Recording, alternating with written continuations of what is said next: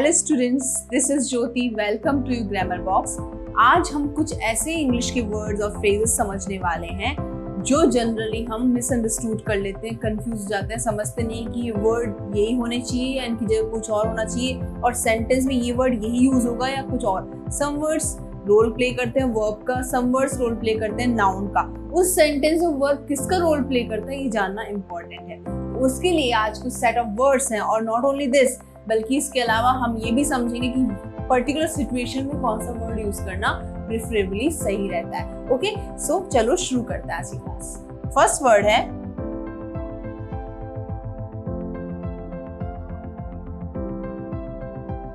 Marriage. सबने सुना है, सबको पता है इसका मतलब क्या होता है। हिंदी में कहें तो, और अगर मैं इसको यूं कहती हूं, इसका मतलब यही होता है। ठीक है, दोनों का मतलब यही है।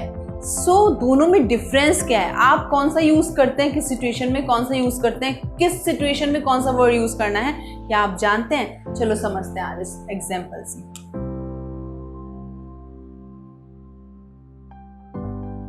Very basic example I am giving you here.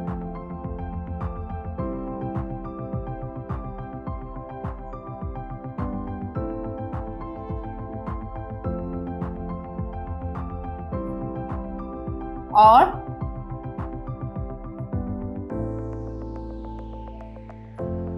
Happy wedding anniversary.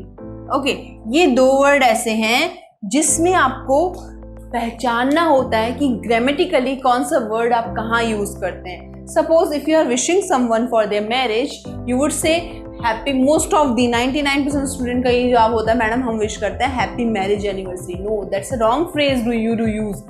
Marriage anniversary, marriage और वेडिंग एक दो डिफरेंट टर्म्स है, दो डिफरेंट फ्रेज हैं जिनमें हमें डिफरेंट जगह यूज करना होता है। देखिए, जब हम किसी को मैरिज एनिवर्सरी विश करते हैं तो ये वाली फ्रेज रॉन्ग होगी अकॉर्डिंग टू ग्रामर। एक स्पोकन पर्पज से भी आपको क्या विश करना चाहिए? वेडिंग। क्यों? क्योंकि marriage is the duration of the thing which we have gone through. जिस चीज में हम जाते हैं, यानी कि हम शादी के थ्रू जाते हैं, शादी करते हैं, तो जो मैरिज होती है वो एक टर्म होती है और wedding is the day on which you have got wed. जिस दिन आपकी शादी हुई है उस दिन को आप पर्टिकुलर कहेंगे वेडिंग। सो आप किसी को उस दिन की विश देते हैं या आप किसी को उस ड्यूरेशन की। सपोज आपका बर्थ हुआ है तो everybody wishes you like happy birthday. हर कोई आपको क्या विश करता है? Happy birthday. कोई आपको हैप्पी लाइफ थोड़ा विश करता है, जो आप बर्थ के बाद लाइफ परस्यू करते हैं उसके लिए कोई विश नहीं करता। इसी तरह जब वेडिंग होती है वो एक पर्टिकुलर डे होता है जिस दिन जब आप विश करते हैं तो आपको उस डे के लिए किसी को विश करना होता है। और जो मैरिज होती है वो क्या होती है? मैरिज आपकी एक ड्यूरेशन होती है जो उस वेडिंग के बाद शुरू होती है। ठीक है, तो happy marriage anniversary would be a wrong phrase, happy wedding anniversary is a correct phrase. I hope आगे से आप किसी को हैप्पी वेडिंग एनिवर्सरी विश करेंगे। नेक्स्ट वर्ड है पर्पस एंड कॉज। ये दो ऐसे वर्ड हैं जिनका सेंटेंस में पता करना थोड़ा बिट डिफरेंस, क्योंकि दोनों का जनरली बहुत ज्यादा सिमिलर वे में यूज होता है। लेकिन अगर इनका एक पर्पस देखा जाए, इनका एक रूट वर्ड, रूट रीजन देखा जाए, तो रूट रीजन, रूट मीनिंग क्या होगा कि पर्पस का मतलब होता है फॉर समथिंग। ठीक है, किसी चीज के लिए, for something, and cause for किसी चीज के होने के बाद reason. There is difference. Purpose यानी किस लिए, ठीक है, तो पर्पस के साथ हमेशा फॉर का यूज करेंगे जब हम किसी पर्पस को यूज करेंगे, पर्पस की बात करेंगे। Like I went there for fishing. मैं वहां फिशिंग करने गया। तो यहां पर जो फॉर है ये पर्पस बता रहा है कि आप वहां क्यों गए। तो हमेशा याद रखना, जहां भी फॉर प्रीपोजिशन यूज होगी वहां पर V1 प्लस ING का यूज होगा, V1 प्लस ING का यूज होगा। फॉर के साथ आप V1 प्लस ING फॉर्म का यूज करेंगे कॉन्टेक्स्ट को रीजन बताने के लिए। Now coming to the cause. Cause का मतलब होता है reason. Okay, they couldn't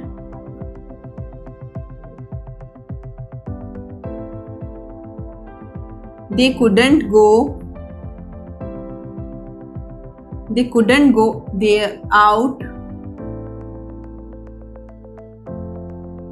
cause of rain. Cause of raining. They couldn't go out cause of raining. बरसात होने की वजह से वो बाहर नहीं जा पाए. तो यहाँ पर रीजन बता रहा है किसी चीज के होने का, वहां हम यूज करेंगे कॉज का, लेकिन पर्पस यानी एम पहले सेट होता है, रीजन बाद में आता है. ठीक है. While preparing for any examination, cause I do have that RAM, because I do have that purpose, I do have that aim. उसके बाद क्या? Cause I have to feed my family, cause I have to fulfill my dreams. Okay, ये आपके cause हैं और purpose आपके पहले set होते हैं. तो cause और purpose में I hope आपको ये टर्म क्लियर हो गई होगी. So next set of phrases और next set of words हैं proceed और proceeds.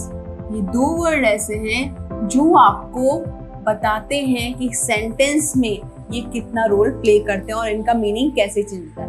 दो ये सारे वर्ड्स जो आज हम डिस्कस करने वाले हैं, mostly confuse word, mostly misunderstood words जो हैं, ये आपको आपके बैंकिंग एनडी और भी एग्जामिनेशन में हेल्प करेंगे, क्योंकि सेंटेंस में एग्जामिनर आपको इसी तरह के सेंटेंस में वर्ड्स पुट करता है जिनमें सिर्फ एक एस या ईएस लग जाने से वर्ड का मीनिंग चेंज हो जाता है. Now this word is proceed.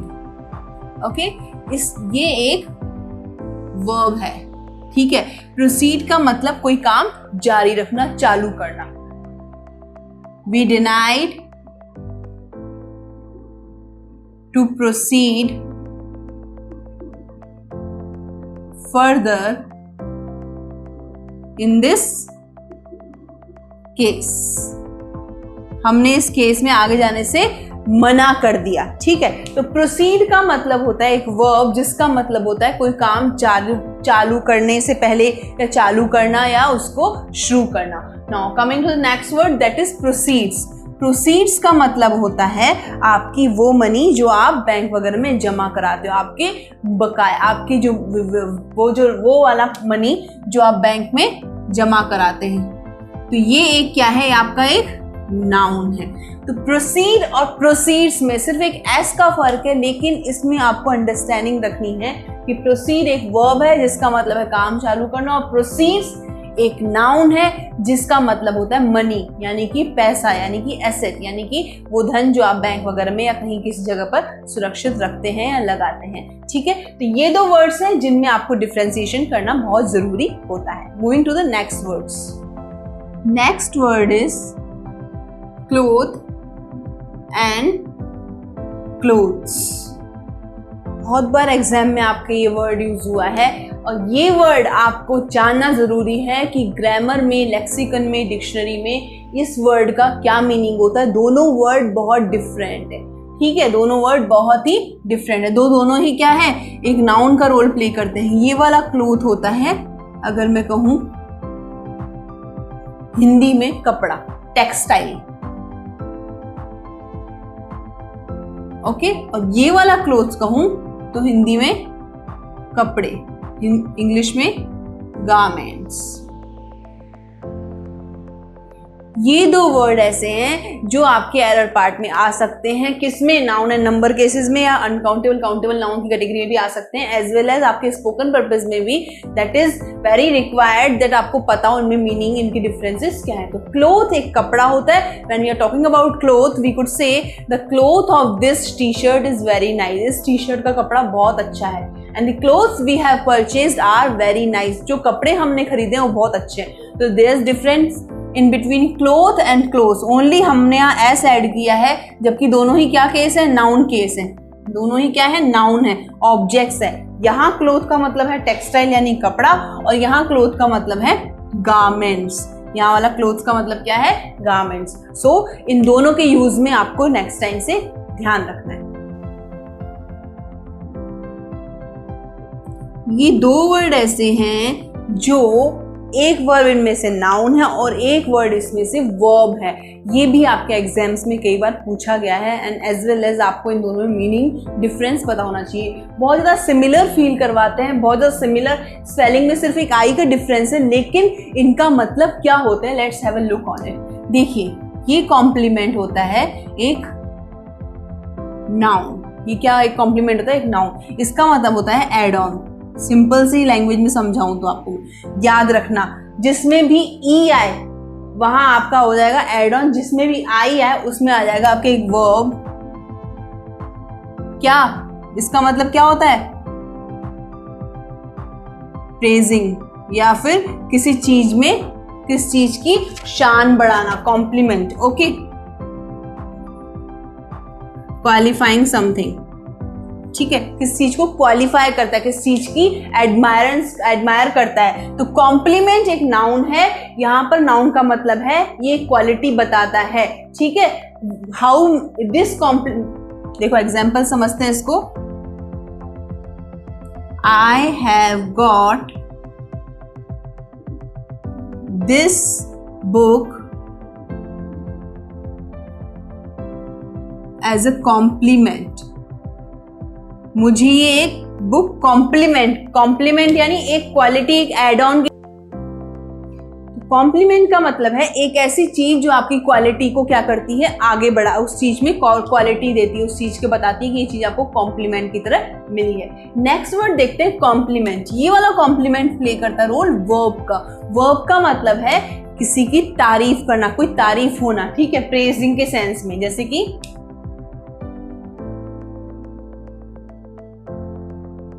It's a great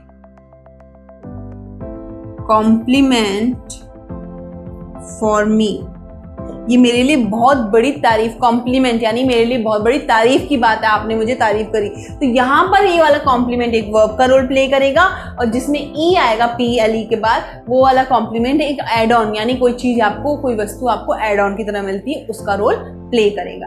got it? तो ये 5 वर्ड्स ऐसे हैं या फ्रेजेस ऐसे हैं जो जनरली आप समझते हैं कि एस या ES लग जाने से उनका प्लूरल फॉर्म हो जाता है। नहीं, उनका प्लूरल फॉर्म नहीं होता है, उनका मीनिंग, उनका होल कॉन्सेप्ट ही चेंज हो जाता है, क्योंकि वो वर्ड्स डिक्शनरी में, लेक्सिकन में एक डिफरेंट प्लेस रखते हैं। और डिफरेंट प्लेस रखने के साथ साथ आपको इस चीज को समझना चाहिए, क्योंकि आपके मोस्टली SSC, बैंक और जो भी एग्जामिनेशन हुए, FCAT के हुए, NDA के, इसमें इसी तरह के वर्ड्स का सिलेक्शन आता है, जिसमें से आपको वाइजली चूज करना होता है कि ये वर्ड एक्चुअल में क्या रोल प्ले कर रहा है। तो आज के वीडियो में इतना ही। For more videos like these please do DM मी ऑन Instagram so that I can contact you for further context, और किसी भी तरह की टेस्ट सीरीज के लिए, एग्जामिनेशन के लिए आप मुझे कॉन्टेक्ट कर सकते हैं। Thank you.